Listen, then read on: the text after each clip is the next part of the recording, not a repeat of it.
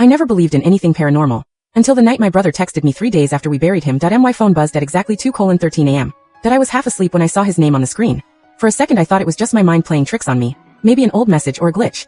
But when I opened it, my heart stopped. It said, "Don't open the basement door no matter what you hear." I froze. My brother had died in a car accident.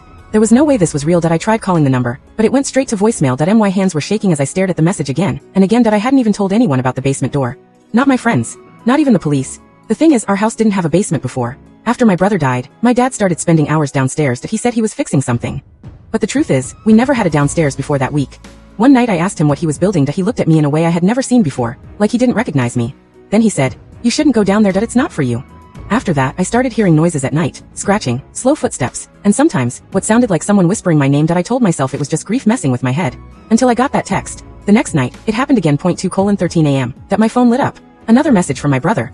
"He knows you're hearing it. Don't answer him." My stomach dropped.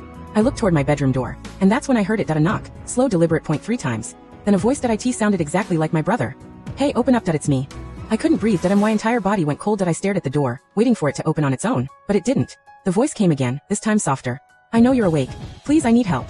Tears filled my eyes. Sounded so real. So desperate that I almost got up. I almost opened the door. Then my phone buzzed again. A third message. "That's not me." I dropped my phone. I couldn't move. The knocking stopped. Silence filled the room. And then footsteps, moving away from my door, slowly, descending the stairs, leading to the basement. The next morning, I tried to act normal, but my dad was already in the kitchen. He looked tired. Pale. Like he hadn't slept in days. I wanted to ask him about the basement. But before I could, he said something that made my blood run cold. "Did you hear him last night?" I didn't answer. He just smiled. A slow, unnatural smile. "He misses you." That night, I stayed awake. Waiting. 2:13 a.m. came. My phone buzzed again. "Tonight it will try to get you downstairs. Do not open the basement door."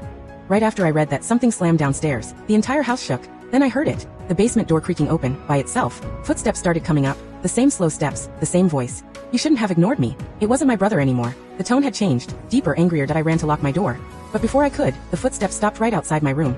Complete silence. Then a whisper, right next to my ear. "You opened it." I turned around. There was no one there. But my phone buzzed one last time. The final message from my brother. "I tried to warn you." And then everything went dark.